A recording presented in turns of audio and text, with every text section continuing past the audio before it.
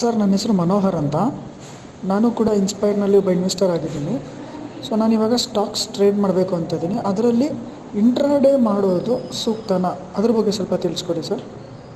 ಪ್ರತಿಯೊಬ್ಬ ವ್ಯಕ್ತಿ ಈ ಒಂದು ಷೇರು ಮಾರುಕಟ್ಟೆಗೆ ಬಂದಾಗ ಅವನದೇ ಉದ್ದೇಶ ಬಂದ್ಬಿಟ್ಟು ಹಣ ಮಾಡೋದು. ಪ್ರತಿಯೊಬ್ಬರಿಗೂ ಇದು ನಿಮ್ಮದು ಉದ್ದೇಶ ಆಗಿರುತ್ತೆ, ನಂದು ಉದ್ದೇಶ ಆಗಿರುತ್ತೆ. ಆದರೆ ಹಣ ಮಾಡಬೇಕಾದ್ರೆ ಮೊಟ್ಟ ಮೊದಲನೇದಾಗಿ ನನ್ನ ಒಂದು ಸೂಕ್ತವಾದಂಥ ಒಂದು ಮೆಥಡ್ ಏನಿದೆ ಅದನ್ನು ತಿಳಿದುಕೊಳ್ಳೋದು ಭಾಳ ಇಂಪಾರ್ಟೆಂಟ್ ಇದೆ. ಬಹಳಷ್ಟು ಜನ ಇವತ್ತು ಹೂಡಿಕೆದಾರರು ಅವರ ಒಂದು ಷೇರು ಮಾರುಕಟ್ಟಿನ ವಹಿವಾಟನ್ನು ಒಂದು ಇಂಟ್ರಾಡೇ ಟ್ರೇಡಿಂಗ್ ಮೂಲಕನೇ ಶುರು ಮಾಡ್ತಾರೆ. ಬಟ್ ನಿಮಗೆಲ್ಲ ಗೊತ್ತಿರ್ಬೋದು, the highest risk in stock market ಯಾವುದಪ್ಪ ಅಂದರೆ ಇಂಟ್ರಾಡೇ ಟ್ರೇಡಿಂಗ್. ಯಾಕೆ ಸರ್ ಇಂಟ್ರಾಡೇ ಟ್ರೇಡಿಂಗ್ ತುಂಬ ರಿಸ್ಕ್ ಆಗುತ್ತೆ ಅಂದರೆ, ಯೋಚನೆ ಮಾಡಿ, ಇವತ್ತು ರಿಲಯನ್ಸ್ ಆಗಿರ್ಬೋದು, ವಿಪ್ರೋ ಆಗಿರ್ಬೋದು, ಇನ್ಫೋಸಿಸ್ ಆಗಿರ್ಬೋದು, ಆ ಕಂಪ್ನಿ ಓನರ್ಗಳು, ಪ್ರಮೋಟರ್ಸ್ ಏನಿದ್ದಾರೆ, ಆ ಒಂದು ಕಂಪ್ನಿ ಇವತ್ತು ನಿಲ್ಸಕ್ಕೆ ಅವರವರು ಸುಮಾರು ವರ್ಷಗಳಿಂದ, ದಶಕಗಳಿಂದ ಕೆಲಸ ಮಾಡಿ ಇವತ್ತು ಆ ಒಂದು ದೊಡ್ಡ ಕಂಪ್ನಿಗಳಿಗೆ ಬೆಳೆದಿದೆ. ಅವರು ಸಹ ಅಷ್ಟು ದೊಡ್ಡ ಶ್ರೀಮಂತರಾಗಿದ್ದಾರೆ. ಆದರೆ ಅದೇ ಕಂಪ್ನಿಗಳಲ್ಲಿ ಹೂಡಿಕೆ ಮಾಡಿರುವಂಥ ನಮ್ಮಂಥ ಇನ್ವೆಸ್ಟರ್ಸು ಒಂದು ದಿನದಲ್ಲಿ ದಿಢೀರ್ ಶ್ರೀಮಂತರಾಗಬೇಕು ಅನ್ನೋದು ಯೋಚನೆಯಲ್ಲಿ ನಾವು ಇಂಟ್ರಾಡೇ ಟ್ರೇಡಿಂಗ್ನ ಶುರು ಮಾಡ್ತಾ ಇದ್ದೀವಿ. ಹಾಗಾದರೆ ಇಂಟ್ರಾಡೇ ಟ್ರೇಡಿಂಗ್ ಮಾಡಲೇಬಾರ್ದ? ಖಂಡಿತ ನಾ ಮಾತನ್ನು ಹೇಳ್ತಾ ಇಲ್ಲ.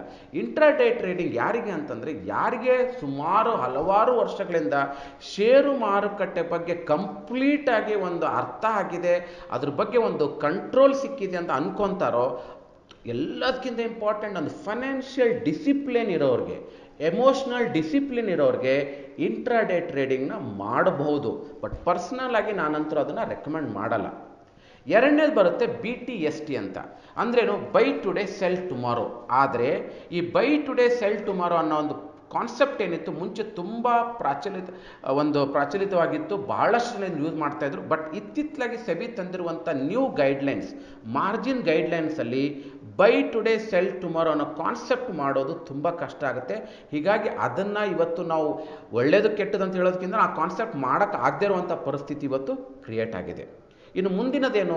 ಕ್ಯಾಶ್ ಮಾರ್ಕೆಟ್ ಅಂತ. ಕ್ಯಾಶ್ ಮಾರ್ಕೆಟ್ ಅಂದ್ರೂ ಯಾವುದೇ ಒಂದು ಪರ್ಟಿಕ್ಯುಲರ್ ಸ್ಟಾಕ್ಸ್ನ ನಾನು ಬೈ ಮಾಡಿಬಿಟ್ಟು ಅದಕ್ಕೆ ಒಂದು ಒಳ್ಳೆ ಅಪ್ರಿಷಿಯೇಷನ್ ಅಥವಾ ನಾನು ಎಕ್ಸ್ಪೆಕ್ಟ್ ಮಾಡಿರುವಂಥ ಲಾಭ ಬಂದಾಗ ಮಾರಿಕೊಳ್ಳೋದು, ಅದನ್ನು ನಾವು ಕ್ಯಾಶ್ ಟ್ರೇಡಿಂಗ್ ಅಂತ ಕರಿತೀವಿ. ನೀವು ಒಬ್ಬ ಬಿಗಿನರ್ ಆಗಿದ್ದರೆ, ಈಗ ಮಾತ್ರ ನೀವು ಹೂಡಿಕೆಯನ್ನು ಶುರು ಮಾಡ್ತಾ ಇದ್ರೆ, ಷೇರು ಮಾರುಕಟ್ಟೆಗಳಲ್ಲಿ ಒಂದು ಹೆಜ್ಜೆ ನೀಡೋಕ್ಕೆ ನೀವು ಪ್ರಯತ್ನ ಮಾಡೋದೇ ಆದರೆ, ನಿಮ್ಮ ಮೊಟ್ಟ ಮೊದಲನೇ ಸ್ಟೆಪ್ ಬಂದ್ಬಿಟ್ಟು ಕ್ಯಾಶ್ ಮಾರ್ಕೆಟ್ ಮೂಲಕ ಶುರು ಮಾಡಿ. ಯಾಕಂದರೆ ಕ್ಯಾಶು ಮಾರುಕಟ್ಟೆಯಲ್ಲಿ ನಿಮ್ಮಲ್ಲಿ ಪಾಕೆಟಲ್ಲಿ ಎಷ್ಟು ಹಣ ಇರುತ್ತೆ ಅಷ್ಟು ಮಾತ್ರ ಶೇರ್ಸ್ಗಳನ್ನ ಬೈ ಮಾಡ್ಬೋದು. ಎಲ್ಲದಕ್ಕಿಂತ ಇಂಪಾರ್ಟೆಂಟ್ ಏನಂತಂದರೆ, ಆ ಬೈ ಮಾಡಿರೋ ಶೇರ್ಸ್ಗಳನ್ನ ತಾಳ್ಮೆಯಿಂದ ವೇಟ್ ಮಾಡಿ, ಅದಕ್ಕೆ ಆದಂಥ ಒಂದು ಗಣನೀಯದಂಥ ಒಂದು ಏರಿಕೆ ಕಂಡಾಗ ನಿಮಗೆ ಆ ಒಂದು ಲಾಭನ ಪಡೆದುಕೊಳ್ಳೋಕ್ಕೆ ಅದು ಭಾಳ ಹೆಲ್ಪ್ ಆಗುತ್ತೆ. ಇದಕ್ಕಿಂತ ಮುಂಚೆ ಅದರಲ್ಲಿ ಕೆಲವೊಂದು ಫಂಡಮೆಂಟಲ್ ಅನಾಲಿಸಿಸ್ ಅಂತಿದೆ, ಟೆಕ್ನಿಕಲ್ ಅನಾಲಿಸಿಸ್ ಅಂತಿದೆ, ಮತ್ತು ಎಮೋಷ್ನಲ್ ಆ್ಯಂಡ್ ಬಿಹೇವಿಯರಲ್ ಅನಾಲಿಸಿಸ್ ಅಂತಿದೆ. ಈ 3 ವಿಧದಾದಂಥ ಅನಾಲಿಸಿಸ್ಗಳನ್ನ ಮಾಡಿಬಿಟ್ಟು ಶೇರ್ನ ಬೈ ಮಾಡೋದು ಒಳ್ಳೆಯದು ಕ್ಯಾಶ್ ಮಾರ್ಕೆಟ್ ಮೂಲಕ. ಇದನ್ನು ನೀವು ನಿಧಾನವಾಗಿ ಶುರು ಮಾಡಬೇಕು. ಯಾವುದಾದ್ರೂ ಒಂದು ಉದ್ಯೋಗ ಅಥವಾ ನಾವು ಬಿಸ್ನೆಸ್ನ ಶುರು ಮಾಡಿದರೆ ಆ ಬಿಸ್ನೆಸ್ಸಲ್ಲಿ ಲಾಭ ಮಾಡೋಕ್ಕೆ ಅಟ್ಲೀಸ್ಟ್ ನಮಗೆ ಒಂದು 3 ರಿಂದ 4 ವರ್ಷ ಬೇಕಾಗತ್ತಾ? ಹಾಗೆ ಷೇರು ಮಾರುಕಟ್ಟೆನ ಒಂದು ಬಿಸ್ನೆಸ್ ಆಗಿ ತೆಗೆದುಕೊಳ್ಳಿ. ಇದರಲ್ಲಿ ಬೇಕಾಗಿರುವಂಥ ಒಂದು ಸ್ಕಿಲ್, ನಾಲೆಜ್, ಎಕ್ಸ್ಪರ್ಟೈಸ್, ಎಲ್ಲದಕ್ಕಿಂತ important discipline and patience is most important.